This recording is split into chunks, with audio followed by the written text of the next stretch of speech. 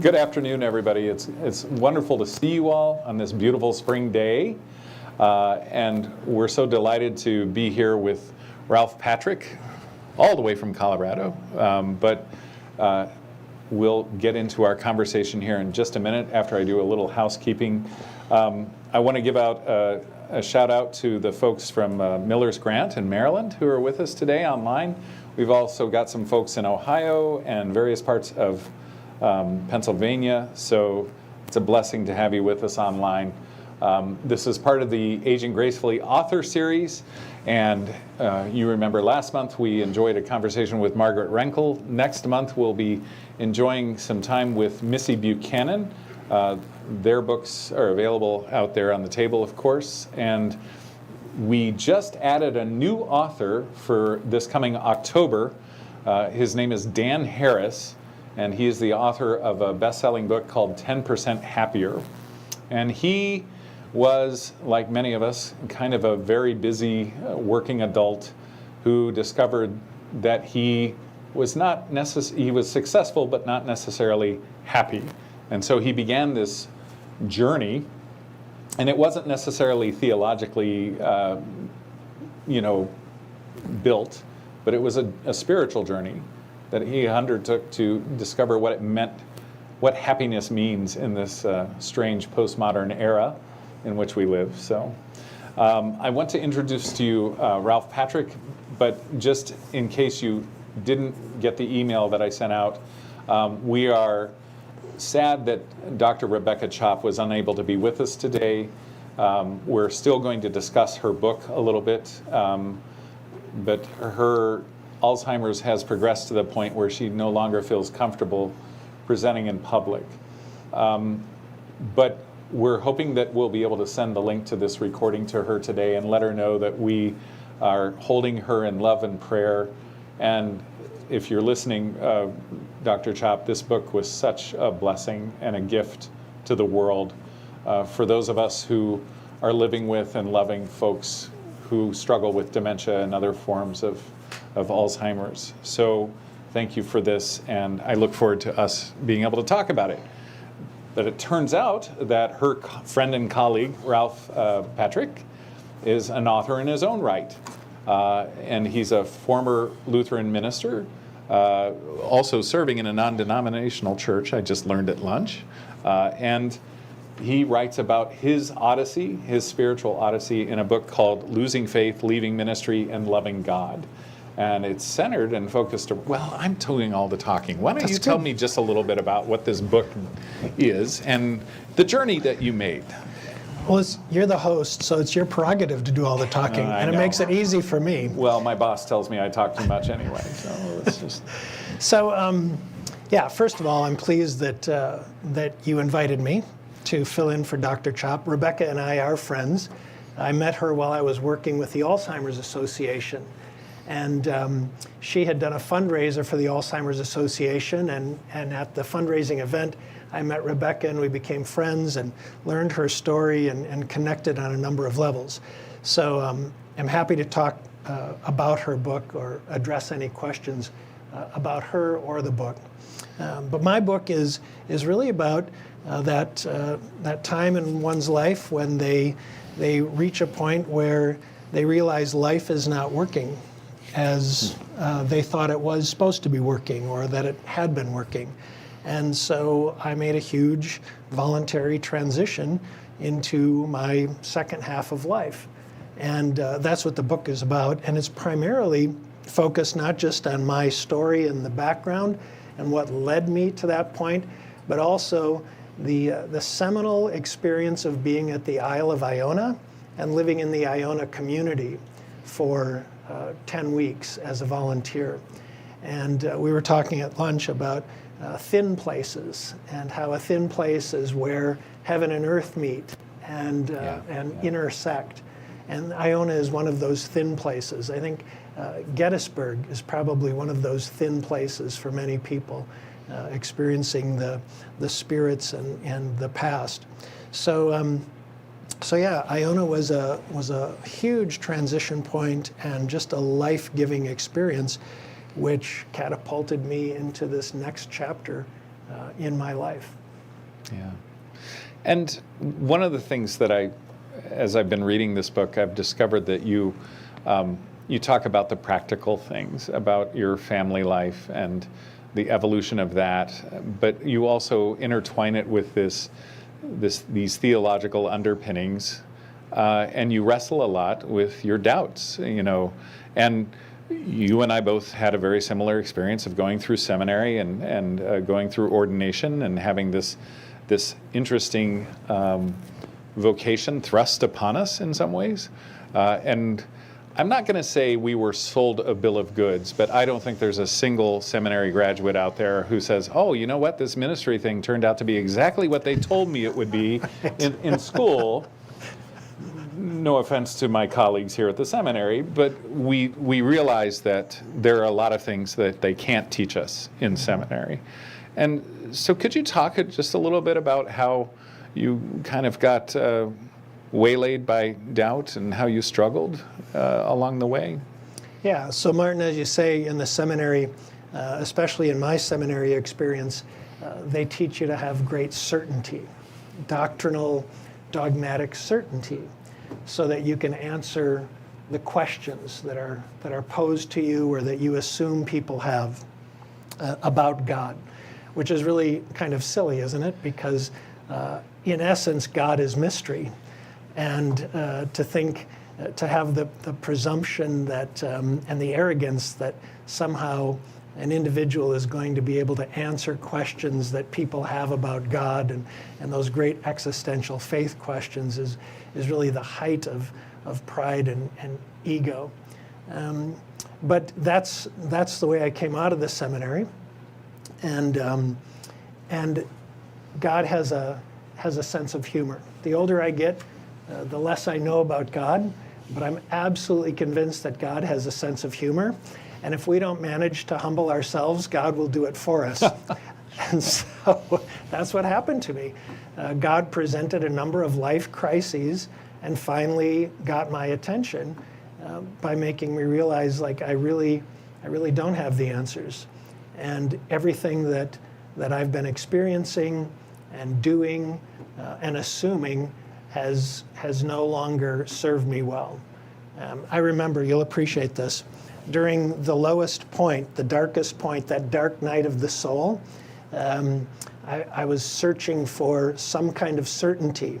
And I remembered that Martin Luther said, supposedly after the Catechism, his best book, his best writing was The Bondage of the Will. Yeah. And so I delved into The Bondage of the Will, thinking that somehow would bring great comfort and reassurance and direction. And some of you are nodding and smiling. Well, you know what happened, right? The Bondage of the Will didn't do it. It didn't provide what I needed. And so I really needed to just leave, to leave life as I knew it and to leave ministry. It's terrifying, right? This liminal space where you've leaving something that you've known for so long, mm-hmm. and that seemed as familiar as the back of your hand, to embark on this new journey. Do you want to describe a little bit about what that was like, waking up one morning saying, okay, I don't have to go to the office this morning, and I don't have to prepare a sermon. I'm still not there. I don't know what the Lord has in store for me, ministerially speaking, but how did that work for you? So yeah, on the one hand, it was very intimidating and, to use your word, terrifying, but I built up to it. And a number of events transpired to lead me to that. One of which was just really experiencing a catastrophe in the church and ministry, and realizing I just didn't fit there, not just in the congregation, but in the dogmatic domain that I was trying to live in. Another thing was a divorce. I was divorced. And another was the death of my mother after a long battle with Alzheimer's disease. And I was left one day realizing that I no longer had a wife, I no longer had my mom, My youngest daughter had left home, experiencing that proverbial empty nest syndrome, and essentially ministry had left me. So I had nothing except for God. And I believe the great call of faith is to get to that point where you realize, like, okay, now I really do have to allow God to lead. And that's really the call, isn't it? It's the call in the Old Testament, the call of Abraham and Sarah. It's the call of the disciples. Drop your nets and follow. And on the one hand, it was really, really terrifying, but on the other hand, it was incredibly freeing. Because no longer was I tied to those identities of son and husband and father and pastor and all of those things that had defined me. Now it was simply enough to be a follower of God, or a follower of Christ, a follower of the way. And even though I didn't know where it was going to lead, the fact that I was no longer hooked to the mooring, that I was untethered, allowed me to experience, really for the first time, perhaps in my life, the sense of, this is what faith is. This is what faith is, to let go of all control, to let go of all comfort, all assurances, and to just allow God to carry and lead me. And a big part of that journey was returning to Scotland and visiting Iona once again, and spending a specific amount of time there, rebuilding your soul and your psyche. For those of us who've never been, can you share a little bit about what Iona is and how it was founded and why it is one of those thin places? Yeah, so Iona is a small island off of the northwest coast of Scotland. And if you've never been to Scotland or Iona, I strongly encourage you to make time to go there. It's a holy place, and it's the place where St. Columba landed. And there's a great deal of discussion about what exactly brought Columba to Iona in the 5th century. But certainly, he was on a pilgrimage. And so he arrived at Iona with 11 other monks and started a monastery there, started a community. And from Iona, the rest of Scotland was evangelized. And Iona became a pilgrimage site for centuries. People would come to Iona to be healed in the waters and to experience this very unique place that had been founded by St. Columba. The Benedictines had a monastery there. During the clearances and the iconoclastic controversies and all of the things that was going on in Protestantism back in the 15th and 16th centuries, Iona fell into disrepair. And then a Scottish pastor by the name of George MacLeod, who had served in World War I and became a pacifist, decided to rebuild the Iona ruins and form a community dedicated to peace and ecumenicity. And so MacLeod did that back in the 1920s and 30s and formed this community which serves to this day for the purpose of promoting peace. And so people can go there and serve as staff or as volunteers or just as modern day pilgrims and spend time there really soaking up the spiritual, sacred atmosphere of this holy island. And that's what I did. It's a place of healing. It's a place of nourishment. And for me, Iona was the place where I began to see not just God and church differently, but also myself differently. It was a tremendous transformational experience. Yeah. And now you're, as I said, I learned over lunch, you're back into serving at church. You never thought you'd do that, right? So how did that come about? So because my mom had Alzheimer's disease, she died in 2012, I ended up, after leaving church and going to Iona, returning to Colorado and working for the Alzheimer's Association, never intending to go back into pastoral ministry. But as I said, God has a sense of humor. And so I was doing this support group for caregivers and people with Alzheimer's disease, and there was this couple there, and they had both been accusing the other one of having Alzheimer's disease. And I said, well, you know, you can sort this out. Close to home for you, maybe? I don't know. I said, you can sort this out later. So why don't you just, both of you, come to the support group? And they did, and they belonged to this little charming church in the mountains of Colorado, in Allens Park, which is about 20 miles from Estes Park. And their pastor was sick. And they had had somebody else filling in, but that person couldn't fill in for the month of May. This is years ago. And they said, would you please fill in for our pastor, just for the month of May? And I said, okay, I'll do it as a favor for you. I'll fill in for the month of May. Well, you know the rest of the story, right? The pastor never recovered. He ended up dying.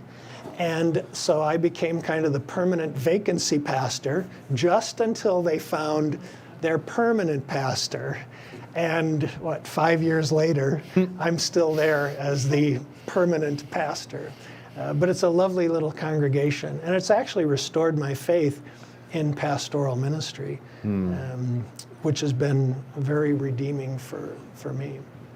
Yeah, that's so neat. I'm glad that you found that catharsis, because as an adjunct professor here, watching people leave seminary and sometimes be disappointed by the reality of parish ministry, you know, my heart, I just really felt for you. I wanted to reach into the book and say it's going to be okay when you were going through that crisis of ministry. And so I'm very happy that you found this place, and I hope that your ministry continues to blossom and meet people where they're at.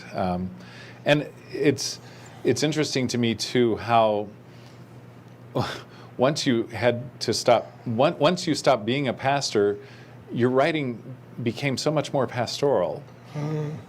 It was, you said, the freeing aspect of that. You were free to explore and experience God in an organic way instead of in the orthodox seminary educational way. Now, I should point out, just for those who like to nerd out on Lutheranism, Ralph comes from the Lutheran Church Missouri Synod, which is a much more, I would say, dogmatic or Lutheran orthodoxy in America type of form of Lutheranism than the evangelical Lutheran Church in America, which of course is the amalgamation of predecessor bodies. So there are some differences, but I still think that the overall experience is very similar in terms of how we journey through this, and how we learn that there are certain life lessons that just aren't available in the textbooks that our professors assign to us. So this book is a real gift, and I'm grateful for it. I'm thinking that it would be interesting to assign it to a course of MDiv students who, you know, are optimistic and ready to go out there and change the world, and maybe this can be like not a cautionary tale, but kind of a guide along the way, you know, for that kind of an experience. But thank you for that. Two thoughts. One is there's really a difference between knowing about God and knowing God. Yeah. You know, this series is aging gracefully, right? There's a difference between knowing about grace, and Lutherans are really good at that, right? Article 4 of the Augsburg Confession, justification by grace through faith. Man, you can define grace. You can do it. You can preach on it. But there's a difference between that and experiencing grace. And that's what I had to learn. That's what I had to fully experience. The other thing is, with the book, it took me almost 10 years to finally publish it. I started writing it 10 years ago, and I wasn't sure if I was going to publish it because it is a spiritual memoir, And I wanted it to be very, very honest and genuine. And for those of you who are parishioners, perhaps, non-pastoral, from my perspective, pastors are very good at posing and pretending and playing the part of who we believe people want us to be. So there's a certain persona that I certainly assumed, and I believe other clergy assume, in order to be the people that you want us to be.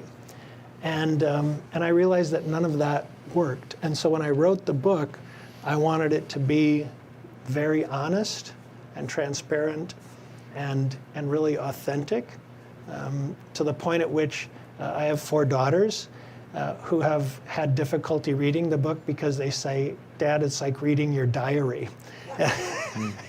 It is. But I wanted it to be that because I want to give clergy permission to be honest and to be transparent and to be human, because at the end of the day, that's who we are. We're all just human, right? We're all beloved children of God. That's who we are. That's what matters. And we all have to live under grace. So that's finally what convinced me that, okay, I'll put it in print. Okay. Well, I've been blessed by the journey, and now I've got to put Iona on my to-do list of travels abroad, and hopefully, I know my wife Angela is looking forward to reading this book as well. She's a pastor as well, and so, hon, guess where we're going to be going here in a year or so, if you're watching. But this sounds like one of those places in this beautiful creation that has to be experienced. You can't just read about it like in National Geographic or something. It really is. And if you need somebody to go with you as your personal guide, give me a call. Okay. I'll do you one better. You take me to Iona, and I'll take you to Jerusalem, which is where I used to work as a global mission person. Yeah. But enough about me. I want to know more about your relationship with Rebecca Chop and how it is that you were called into this ministry of helping caregivers of folks struggling with forms of dementia. So first of all, Rebecca, we met, as I mentioned, at an Alzheimer's event, and we really hit it off. The Irish, there's a term that was made popular by John O'Donohue. If any of you read O'Donohue, he wrote a book called Anam Cara, and Anam Cara means soul friend. And there are those people whom we cross paths with, either for a short period of time or a longer period of time, with whom we have a connection. And Rebecca's one of those persons, one of those people. We met at this event, and we had this connection, and we began doing presentations together on behalf of the Alzheimer's Association. And then after leaving the Alzheimer's Association, we maintained our friendship. And she moved not long ago to Estes Park, which is not far from me. So she's my neighbor now. And we are planning on starting a kind of a memory cafe in the Allens Park area for caregivers and people living with dementia. So that's how I know Rebecca. She does mention me in the book, which is great. Not as a close friend, but in the acknowledgments, which made me feel a little bit better. But the way I got into the whole realm of Alzheimer's and caregivers was because I was a pastor, and the first person I met with dementia scared the bejeebers out of me. I was a new graduate of the seminary, and Erna was in a home or a memory care unit, and I would go with Erna's husband, Fred, to visit her on a regular basis, and it was the stereotypical dementia-like symptoms, where she was very combative and aggressive, and it was very unpleasant. And boy, I hated going on those visits. I dreaded those visits because it was just so disturbing. But over the years, I began to to become more comfortable and began to learn that there's something much deeper going on here than meets the eye. And it was very spiritual, and that I could connect with people on a deeper level on a spiritual basis. And so started doing that, moving into that, and then my mom was diagnosed in 2001. And then it became personal. And dementia, Alzheimer's, is a very personal disease. And so when Mom had it, I gained a greater appreciation for people living with dementia as well as for caregivers. And so did a lot with the Alzheimer's Association in support of caregivers and people living with dementia. And after leaving the Alzheimer's Association, have attempted to provide support and services for caregivers, people living with dementia, trying to navigate these troubled waters on this long journey through the valley of dementia. And as we age, as we grow older, the neuroplasticity in our brains changes as well. And we find ourselves having different experiences with memory than we did when we were younger. The wasted years of our youth, that kind of thing. So do you think, and this is kind of a weird question, but do we exist in kind of a constellation of mindfulness, that the lines between us and our loved ones who are walking with dementia, living with that? I know it's a diagnosis, it's an actual disease, and there are physical markers for that. But it's not like there's this wall or barrier between us and our loved ones, right? Can you unpack that a little bit for me? Because I'm failing to find the right words, I think. Yeah, I'm not exactly sure what you're asking. Neither am I. But I'll make a stab at this. So first of all, I do believe that we all are connected. That this idea of separation is an illusion, and I believe physics supports that we are connected. We are one body, and that's especially true from a Christian perspective. The whole idea of one body in Christ, and this Christ concept. So there's that. But secondly, you mentioned mindfulness.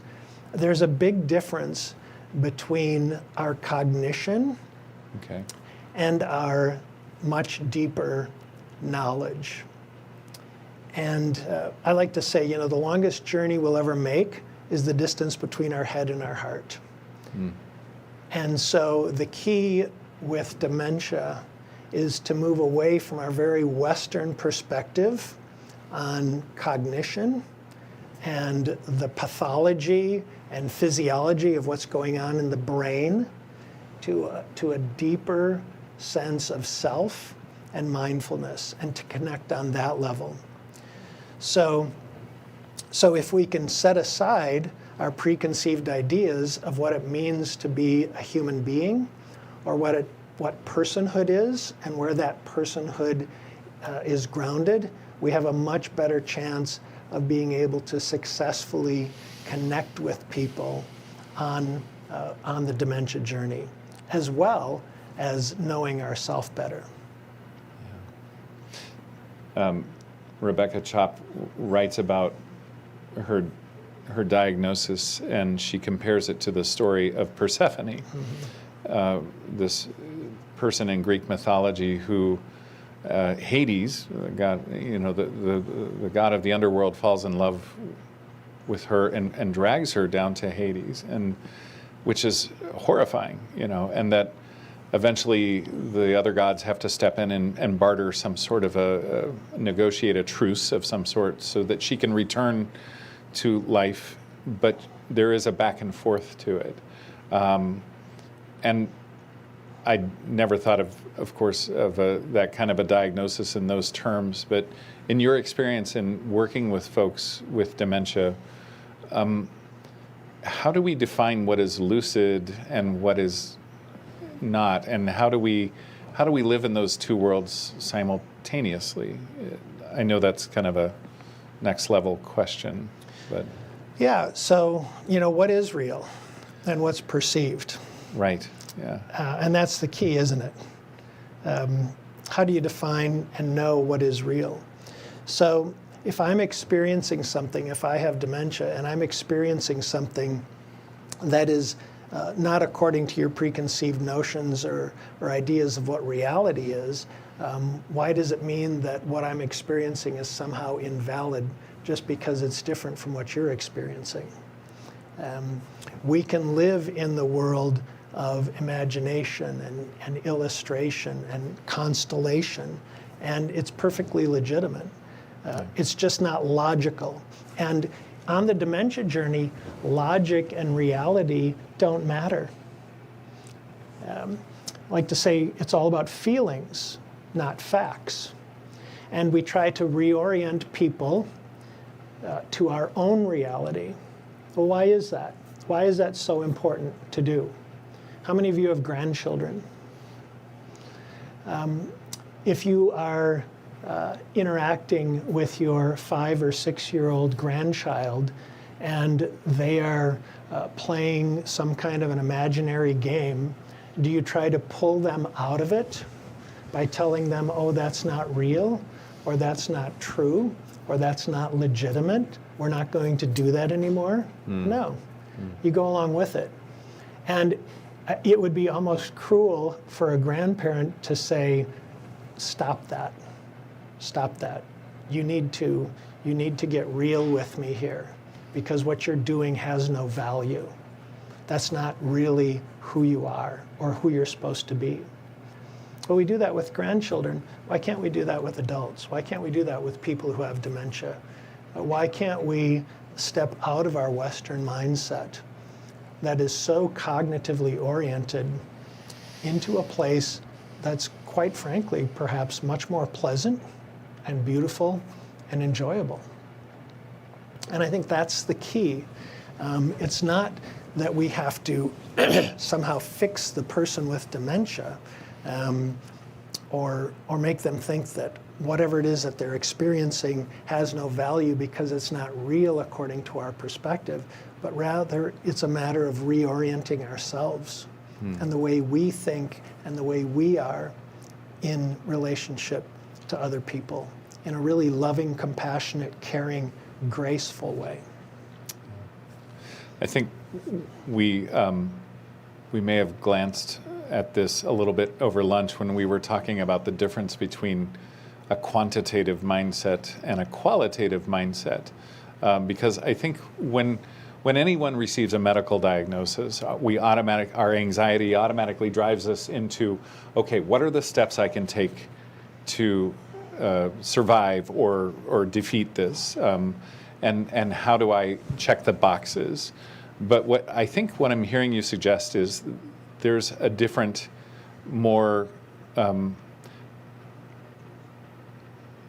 natural or authentic or organic way in which to grow into this and experience this. And I think Dr. Chop also writes in such a way that, she was she wrote that she was a very meticulous person, kept a very rigid schedule. She was such a, people in academia look up to her for just her tremendous legacy of the places where she worked and how she guided them through all sorts of programs and building and expansion. But she started to realize that all of this was good, but it wasn't the end-all, be-all, and in part because her diagnosis taught her that there were other ways of living and living into the life that really is life. Do you want to touch on some of the things that she recommends that we start thinking about, even those of us who don't live with these diagnoses? What are some of the practices that you think she lifts up that you think would be helpful to all of us? Yeah, it's the life that really matters. She speaks about what it means to live well with dementia, and really it's much broader than that. It goes beyond that. What she writes about is really what it means for us to live well, period. Yeah. So she talks about the brain and body connection and the importance of exercise. In Colorado, there's a world-renowned expert in dementia by the name of Huntington Potter. He runs the CU Anschutz dementia department. And he says that right now exercise is just as effective, if not more effective, than any of the traditional dementia drugs, Aricept, Namenda, Memantine. Exercise is absolutely essential. So she talks about exercise. She talks about diet. We are refined food, processed food, sugar addicts in our country, right? That's what we eat. That's what we live on. She recommends a healthy diet. She mentions the MIND diet, M-I-N-D, which is essentially the Mediterranean diet with some tweaks. She talks about creativity. Yeah. You mentioned neuroplasticity. You know the old cliche, you can't teach an old dog new tricks? That's not true. We old dogs can learn new tricks. It just takes us a little bit more effort, takes us a little longer. Martin is, yeah. Yeah, so she started out, she'd never painted before. And she started out hearing these echoes in her head of, you can't do this, right? There are only certain people that have the gift of creativity in painting or creating art. But she was fortunate enough to have people surrounding her with love and encouragement. And this work is just astounding to me because it is so evocative of the human experience, these paintings. And it's really neat that she was able to share some of her work in the book. And I wonder if in each and every one of us, there's this little kid with a fistful of crayons or one of those recorders they made us play in elementary school, remember? And at some point, there was a fork in the road, and somebody, probably a tired teacher, said, you know, maybe you should think of some other way to express yourself. But don't you want to go back and say to that little kid, you know, keep working with those crayons, or keep playing that recorder, or do you see what I mean? It's like we have to convince ourselves that it's okay to be messy in our creative process. Oh, yeah. Yeah. Yeah, it's okay to make mistakes and to not be perfect and to not meet the expectations of other people. Music is huge. You mentioned the recorder. Music is the last thing to go. Some of you may be familiar with Alive Inside, which is a program that had been done with people in the advanced stages of Alzheimer's.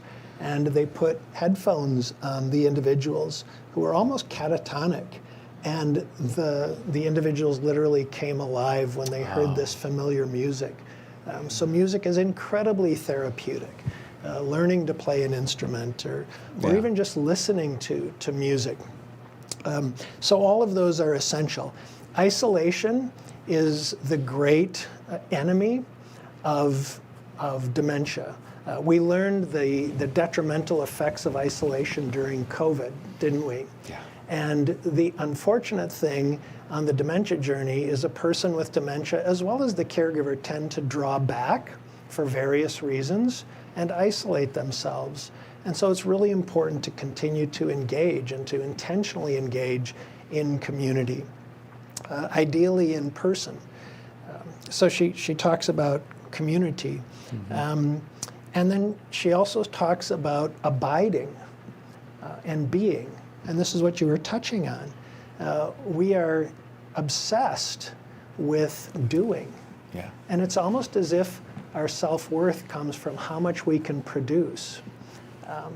But abiding and being is so nurturing for our mind, body, and spirit. Just being in the moment and not worrying about what we have to do next. You know, one of the great enemies for caregivers is living in the past and living in the future. So we talked about this at lunch. Caregiver guilt. I haven't Yeah. met a caregiver yet who has said, I did it all right. And that includes myself. Yeah. And you look back and you say, oh, I shoulda, woulda, coulda, right? Living in the shoulda, woulda, couldas. Or in the world of dementia, we look with fear at what is going to happen. And we live in the future, and we have no control over it. So all that matters is now. And that's eternity, isn't it? In eternity, all that matters is now. There is no time in eternity. There is no past. There is no future. So why not experience heaven now by abiding in the present? And Rebecca talks about that. She talks about wonder and awe. You mentioned happiness. And happiness is wonderful. But living with wonder and awe every day, finding something that amazes us, like when we were children, and you picked the daisies, and you rubbed them on your cheek or whatever, or the dandelions, whatever it might have been. That's living in wonder and awe. And yet we lose that as we age and grow up, and that's unfortunate. And then of course there's spirituality. And I'm fascinated by the spiritual dimension of dementia and how those two intersect. Because oftentimes the way we connect with someone, even in the advanced stages of dementia, is through spirituality. Reading Psalm 23 or singing Amazing Grace. And there are things that connect with us on a very deep level that we have buried within us, that if it can just be tapped into, it's going to resonate. It's going to resonate with our soul. We may not be able to cognitively define or determine what's happening, but deep down, we're going to know.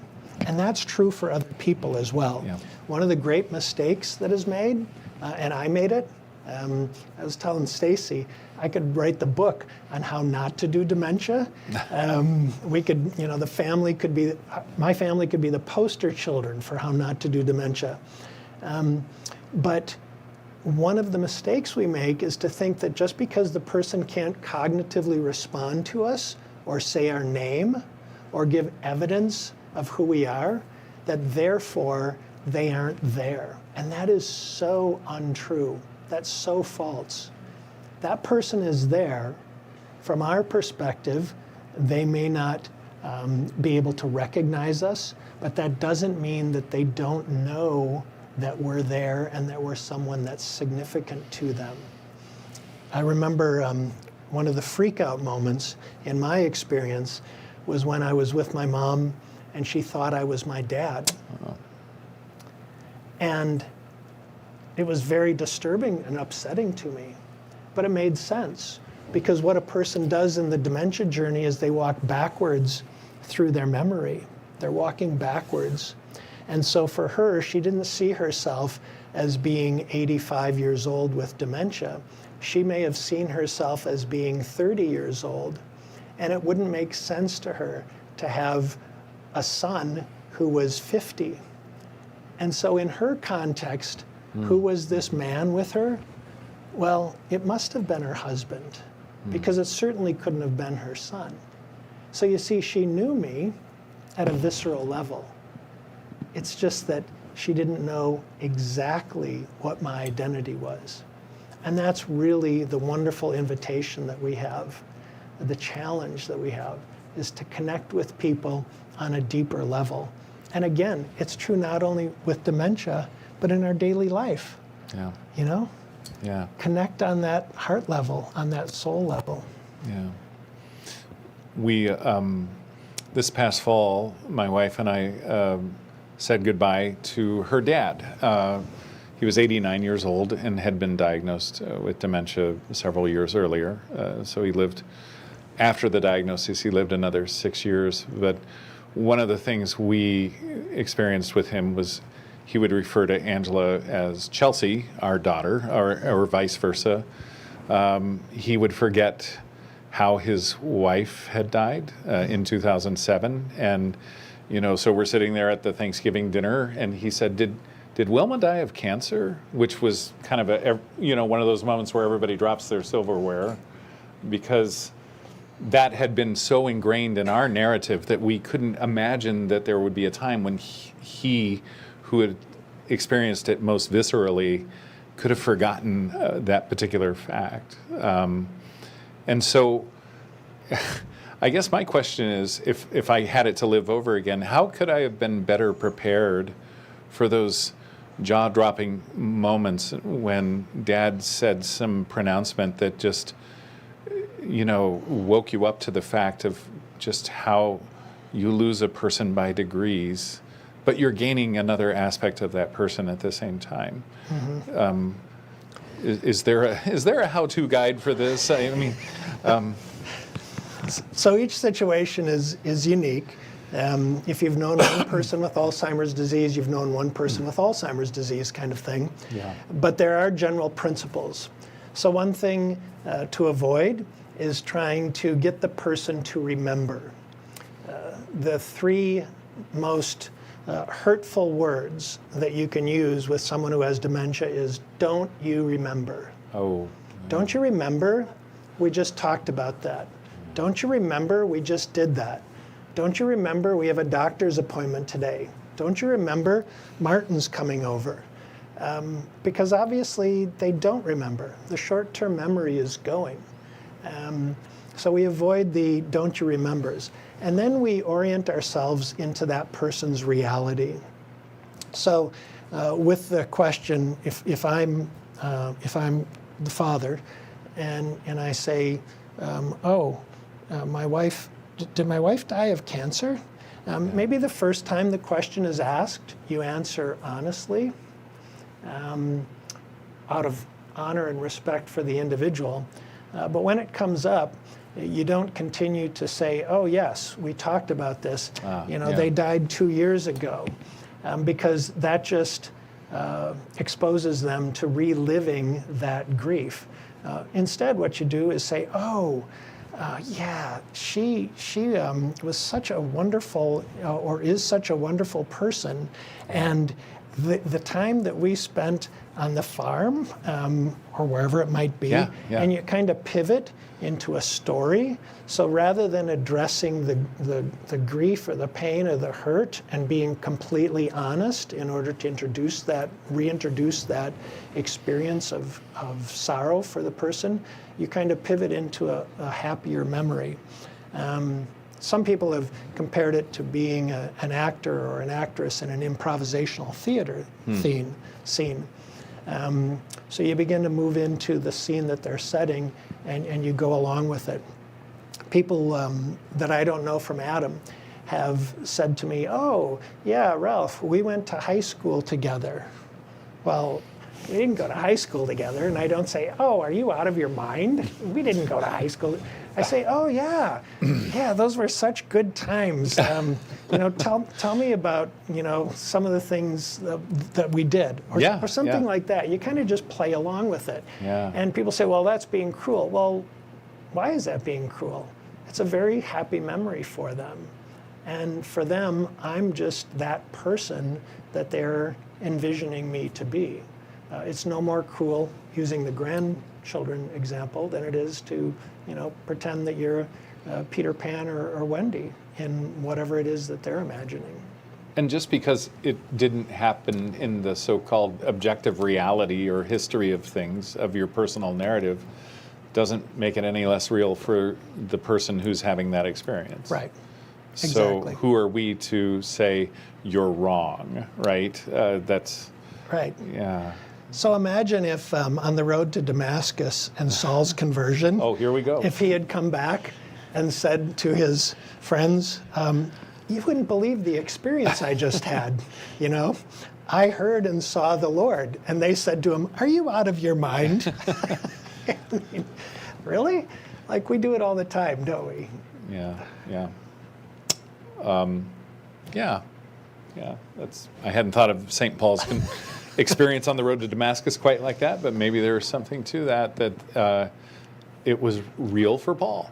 And in other cultures, incidentally, people who have these experiences or visions or hallucinations are actually considered to be more spirit-filled. Right. And they're respected. Yeah. Yeah. They're not considered to be crazy. Right. You know? Yeah. Well, I relate to that from my experience of reading some of the Sufi mystics, Rumi in particular. Yeah. And of course, in Buddhism, there are these levels of enlightenment at which a person arrives once they learn to unattach themselves from other realities, that they dictate to themselves, that we find ourselves locked into as we grow up and mature, which is maturity is another topic for another day. So I think that's a universal theme. I don't think that's necessarily a Christian or an American cultural idea. I think that is something that we share in common with our loved ones all over the planet, because it is a singular experience, yet so unique to so many in their own particular ways. I'm just going to give a shout out to our folks online. If you're thinking of any questions you want to ask, now might be a good time to put them in the chat, because I'm interested in hearing some of your stories or your questions, and as well as folks here in the room. I want to make sure we have enough time to unpack some of the things that you'd like to talk about as well. I'm just going to ask that if you do have a question, Amy and Stacy have a couple of microphones. For the benefit of our folks who are watching online, we want to make sure that they hear the questions you're asking. So if you have a question, please share that in the microphone. And you got to treat this thing like an ice cream cone. Just hold it right up to your mouth and speak into it so the folks at home can hear us. And by the way, we've got folks from Virginia, New York, Delaware, so all over the place. It's nice to see everybody online today. So are we going to be a Quaker meeting, or does anybody have a question out there that they'd like to raise? So, and tell us, I'm going to put you on the spot, Joel, but could you just tell us who you are? And I know who you are. I'm Joel. No. Yeah. Oh, okay. Joel Hummel. Thank you for being here. My first question, I could have a dialogue with you, I think, for an afternoon, but on your trip to Iona, that is certainly on my bucket list, but what surprised you about your first visit? What delighted you enough to return? And was there anything that ever bothered you, disturbed you about your time? That's a great question. What surprised me is the extent to which it grabbed me. Because I had heard about the place, and obviously St. Columba, Scotland, nice place to visit. But the extent to which it reached down into the depths of my soul. That's what surprised me. What delighted me is simply being there. Talking with Amy and Martin over lunch, and it's the kind of place that you don't go just for a day. You go there to spend time. There's nothing to do. There's no amusement parks. There's no real museums. There's none of that tourist stuff. But it's a place to just sit and soak in the atmosphere. And that's what caused me to want to go back. Actually, to be drawn. It wasn't just a desire, and I'm sure you've had that experience. We've all had that experience of that place that is just calling to you. Sure. It's your Jerusalem, essentially. Yeah. And so when I was leaving ministry, it wasn't just that I was leaving something, but I was being drawn to something. And that's part of what made it much less fearful to make that transition, because I knew that there was something in that place that I needed to experience on a much more extensive level. in your book, you write about this arresting moment. I think it was on your first trip. You saw a green door. Oh, yeah. Can you talk a little bit about what that door meant to you? What that was a metaphor or a symbol of something? Or Yeah, well, green is the symbol of life. There was this little Scottish cottage, and it had this green door. yeah, And for some reason, and it wasn't conscious, but for some reason, this green door was just an invitation, kind of like the Lion, the Witch, and the Wardrobe. Sure, And yeah, walking yeah. through the wardrobe. right. Yeah, And the green door represented to me this opening, this portal that I was passing through. And it came to take on a different significance, to the extent that the last time, this is me being vulnerable, the last time that I kissed my ex-wife was in front of that green door. Yeah. So it was kind of an exit out of my marriage. And not so ironically, the last time after spending that extensive period of transformational 10 weeks at Iona, the next time I went there, the green door had been repainted, symbolizing, as if you will, this door was now closed. You'd pass through it. oh, okay. So yeah, it really served as a metaphor for that journey into something new, and then closing the door behind me. And of course, C.S. Lewis would say there's a certain point at which you can't go back to Narnia either, right? And in his reckoning, it's because you've grown older and you've shut yourself off to certain possibilities. But I think for you, it was almost like a sense of completion, of having moved on to the next adventure, the next door. Yeah. Whether that was an actual door or something else. Yeah. So, other questions out there, folks? Yeah. So I took some notes and some things you said here. When you felt that you had to leave life as you knew it and you had nothing but God, you said you had a transition to like your second life or second part of your life, and you allowed God to lead. So I'm at that point right now, and I feel like I'm not getting direction. If I cannot go to Iona, do you have any suggestions for people that are at that stage and need to transition to something like a second part of their life? Don't want to do that, but because of forces beyond my control, I have to do that. Any suggestions on how to tackle that? Yeah, so may I ask your first name? Sue. Thank you for that, Sue, because my experience is not unique. And there are so many people like yourself who I believe are in that place. Another reason I wrote the book, where we realize like life is not working or there's something else that's calling to me. And recognize, please, that this was a 5-year process.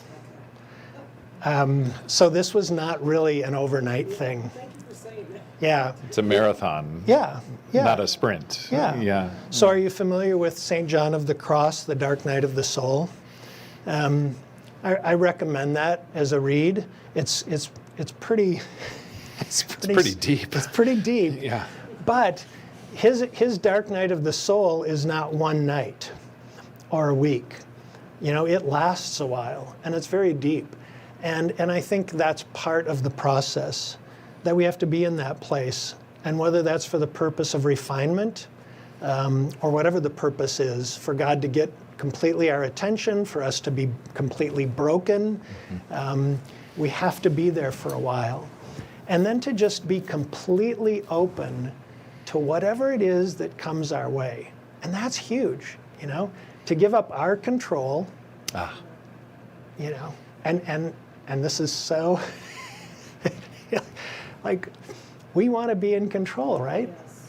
And to give up that control and to be completely open and receptive to what God brings our way, and then to be willing to step out in faith and to let go of the things that we so valued. You know, I had a really nice house. I had spent 10 years renovating an old farmhouse. And man, that was hard to step away from, you know, because I had literally put blood, sweat, and tears into it. But it had to go, because all of those things become anchors. And so there's a great deal of soul searching. And I also think having spiritual guides. I can't recommend enough finding a spiritual director, a spiritual coach, someone to companion you and walk with you along that journey. Highly recommended. I went to a number of different therapists, nothing against therapists, but what I found most helpful was a spiritual director who made me see that what I was experiencing was not unusual. It wasn't a midlife crisis. It wasn't because I was burned out, but really it was God's leading into something else. Does that help? Yes. And I'll be happy to talk with you more about it. Yeah.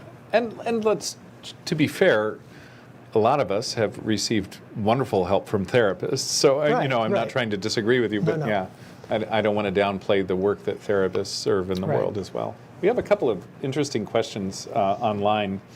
We have a very active group in Wilmington, Delaware. There's a lady here who wants to know if she knows this runs in her family and thinks it may be coming on, how could she discuss this or address it with her loved ones?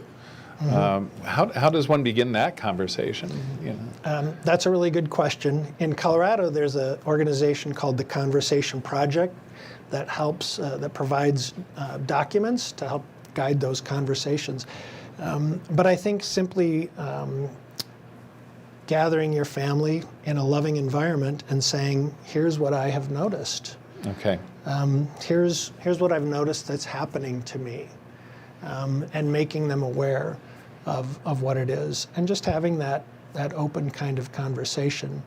Now, she said it runs in her family, and I think we have to be really careful about that genetic component when it comes to dementia. Just because there's dementia or Alzheimer's in your family tree, it doesn't mean you're going to get it. There's two different types of genes. There's the ApoE4 gene, which can increase the possibility of getting dementia, but it's not deterministic. So oftentimes people are tested, genetically tested, and if they have the ApoE4 gene or two markers of that gene, they get really concerned.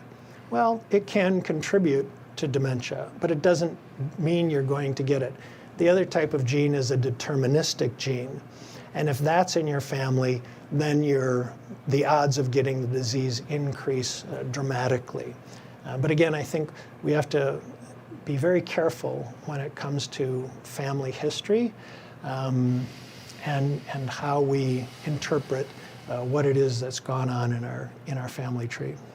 Okay. Thank you for that. And another question also from Wilmington. And we're really racing back and forth between topics here. So, how are you a different pastor today than you were a few years ago? And what makes how do you find fulfillment in your ministry? So Wow, there's just so many ways. I don't have to be right. I don't have to have all the answers. I don't believe all the things I used to believe. And my God is much bigger, quite frankly. yeah. God is just so much bigger. And I've embraced grace. Yeah. And I think that's huge. And I think, therefore, I can be much more graceful with other people. I'm not concerned about success. I'm not concerned about growing the church. Yeah. I'm not concerned about making a name for myself. All of those things that, we're Right. worried about. Yeah. Yeah, I can say now, after 25 years of ordained ministry, there are so many less hills that I need to die on. There are so many things that in my first 5 to 10 years of parish ministry that, boy, I was just loaded for bear and ready to go out and do all these amazing things. But now I just want to hear people's stories. I want to hear what you have to say and how that affects your world and life. And that maybe that's the whole purpose of ministry anyway, is just to be in fellowship and build those relationships. And love. Yeah. Genuine love. Yeah. Again, depending, we were talking about this at lunch a little bit, depending on how we grow up and the atmosphere in which we are raised and what we believe we need to do in order to have worth or to be loved, we apply that to God. Yeah. And we tend to think, we may not admit it, but we tend to think, well, God will love me if. There's a certain bar I have to reach, but I've come to really embrace the fact that God loves me, no matter what. I may make some really crazy, stupid mistakes. I may, for example, set off a fire alarm while I'm cooking sausage in the morning. True story. But I know that this God morning in still guest loves housing. me. Yeah. So. I know that God still loves me, and hopefully Martin still does, Yeah. But no, seriously, that's the difference. That's the difference. I don't have to try to please God or please other people. God loves me, just for me. Yeah. Always has, always will. Takes all the pressure off. And there's this fascinating thing about what it means to grow up in our world, in our particular culture. I think it's very difficult for us to tell the people we love that we love them. Of course, we say it to our spouses and our kids and our parents, but there are people in this room and there are people online that I love, but I think they would think I was a little weird if I said to them, oh, by the way, Stacy, do you know how much I love you? I mean, that's, and she's up there saying, oh my God. But, but I think maybe we need to take a line from the playbook of St. James Taylor and say, shower the people we love with love, and be more open and honest about sharing our love for others in a vocal and very demonstrative way, because that's very freeing as well. So. Well, and I discovered that at Iona. I was introduced to that at Iona, because I was just me. I was no longer the pastor. I was just this guy that was working in the kitchen or sweeping floors or cleaning toilets, and people loved me for me. Yeah. I was like, wow, this is God's love, right? I don't have to do anything. Yeah. So having those experiences, and you're right, why are we afraid to say that? Why are we afraid to express that? I don't know. Jesus tells us to love each other. We don't always like each other, but we are commanded to love each other. And that I think that's just something we have trouble expressing without feeling somehow weird about it. So, yeah. Other thoughts or questions from folks? I shouldn't pick on him, but our IT guy, Don, who's really regretting that he's even in the room right now because he doesn't like to be singled out. Don and I have had some really wonderful conversations about being and living together. And sometimes I see smoke coming out his ears during these things. And I don't know if you have anything you want to add to this conversation or a question. Nope, you're okay. You're good. Okay.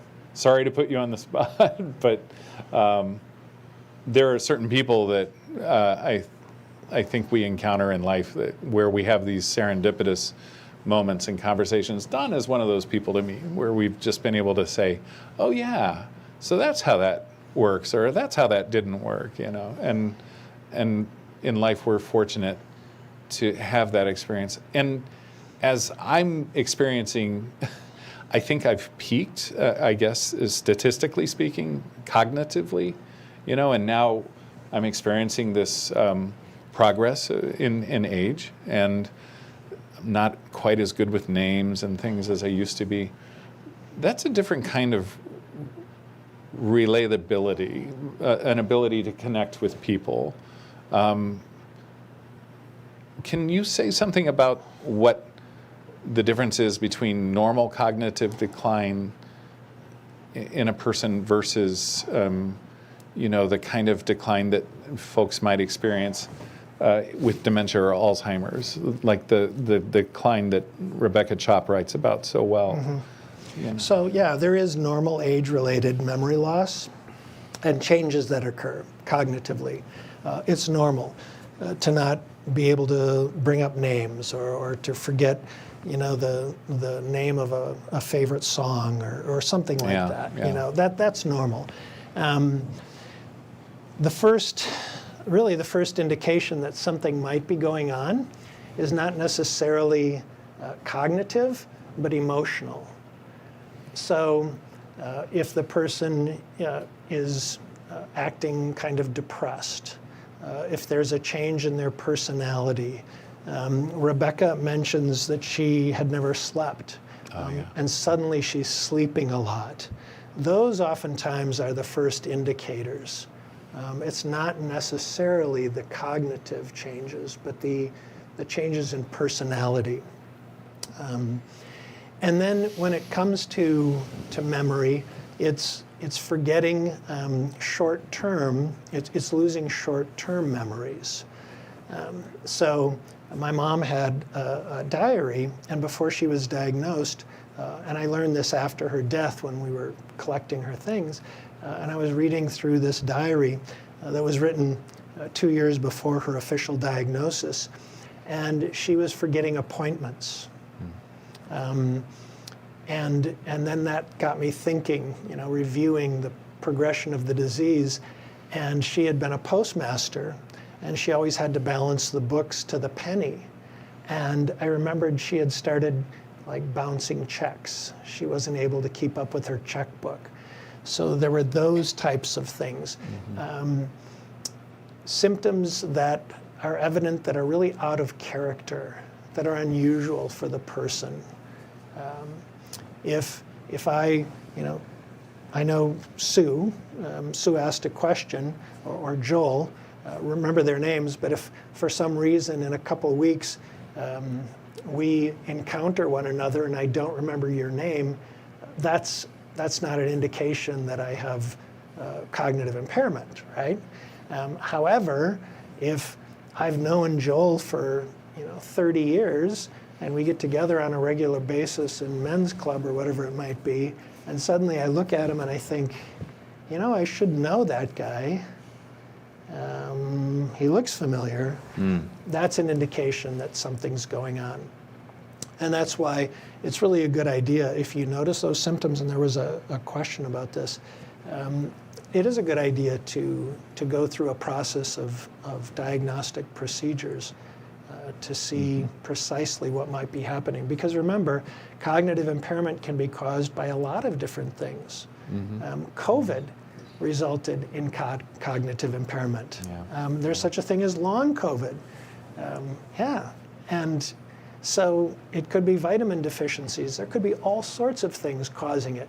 We're on a lot of different medications. I spoke with somebody recently whose spouse is taking a number of different medications. And they've gone back to the doctor and have consulted with the pharmacist about these medications because they're having a negative effect on their cognition. So just be aware of that. Yeah.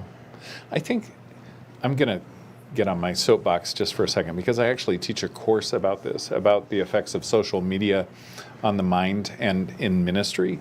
And there was a sociologist named Paul Dunbar who came up with this theory that the human animal is good at establishing so many relationships. But for Dunbar, there was a magic number, and that it was okay for us to be on a first name basis with about 150 people. That sounds like a lot, but if you're on Facebook and you have 1,000 friends, right, or something amazing like that, it becomes very difficult for us to establish patterns of relationship with folks. Not to mention, if you are deeply ensconced in the social media world and you're reading updates from all 1,000 friends, and you're seeing that many of them are voicing trauma incidents or things like that, you feel hopelessly mired in this drama, and you're unable to care for all of these people at once. Maybe there's a reason why Jesus only had 12 disciples, right? Because any more than that, he wouldn't have been able to give them the relationship that they really needed. And I'm not saying that we should go through our phones and, scratch off all the people that we haven't spoken to in the last 3 months or something, but maybe we're overreaching in some ways our capacity for genuine, authentic human relationships. And that the world of technology and the world in general is always trying to force us to do more and be more for more people. Could you speak to that a little bit? I mean, does that? Well, I mean, certainly, you're exactly right. And with dementia or cognitive impairment, the brain is only able to hold and process so many things at one time. And so to expect us as we age to be able to keep up with all of this technology is just a fallacy. And for people living with dementia, one of the first things that becomes really challenging is technology. So operating the phone, wherever I put mine, can become really difficult. And part of the reason for that, as the disease advances, is because this is not what we grew up with, right? Yeah. The phone was the thing that hung on the wall that had the dial. And so we don't know how to navigate this. It's a relatively new invention. So yeah, there is that element that's very pertinent in the world of dementia. Okay. Well, I always joke that if I need to do anything on my phone, I have to hand it to my son or my daughter. Right. So they can teach me how to use it. It's like setting the clock on the old VCR. You remember those things? No. So, other questions that anyone might have today? While you're thinking of a question, I'm just going to mention Kindling Faith has a lot of programming coming up in the next few months. Not to mention our future authors. We're so excited about being able to meet folks like Frank Bruni and Anne Lamott and Mia Birdsong this summer. But I also want to mention that if you go to Facebook, and speaking of technology, and type in the search bar, Kindling Faith at United Lutheran Seminary, and click on events, all of our events pop up. And there are too many to list here. One of the exciting things that we do for rostered leaders is a week-long experience called Wine, Cheese, and Chocolate. And I know this sounds crazy, but we invite pastors and deacons here, and in the morning they meet with a leader and have a conversation, and then the rest of the day they just relax. And then at 4 o'clock we get out the wine, cheese, and chocolate. So if you're a pastor or a deacon and that sounds interesting to you, that's great. For lay people, we have a week-long experience called Theological Education with Adults. And this summer it's in mid-July, and Professor Allison DeForest is going to be walking with us through the Gospel of John. And we've already got, 30-some folks, I think, registered for that? Maybe? 15? Yeah, like I said, about 15 people registered for that. But we certainly have room for more, and Allison is just a delight. She's a wonderful person, and the Gospel of John is kind of her thing. So if you want to spend a week here enjoying that, and of course if you're local, we have commuter options available as well. So other thoughts or questions today, or are we reaching that point at which it's time for us to enjoy coffee and cookies and conversation? And of course, Pastor? Ralph. Ralph? Just Ralph. Just Ralph. My parents called me Ralph before I was ever called pastor. Okay. However, I like that. However, you are pastoral, and I am grateful for those gifts that you bring. And you'll be here to sign a few books and have a few one-on-one conversations after we're done. And I want to thank all of you who joined us online today, and of course, those of you who are with us here in person. for gracing us with your presence.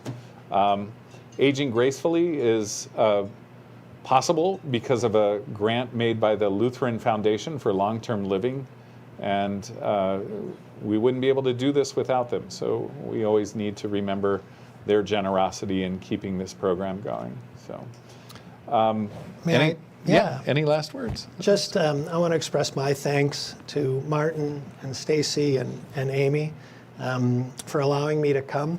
Last minute replacement for Dr. Chop. I realize that's a disappointment for some of you, but it's been a delight for me. I've enjoyed Gettysburg. I'm a Civil War buff, so this was kind of a dream come true. And thank you for having me here. And I look forward to future possibilities and interactions. Yeah, I don't think this is the last we'll see of you. You have so much wisdom and so many gifts to share with folks. So we'll talk about a future engagement. That'll be fun. So, well, thank you for joining us online today, folks, and hope to see you next month with author Missy Buchanan. And thanks to those of you who are here in person. Be happy to speak with you after Don turns off the camera there. So, blessings, everyone. Take care.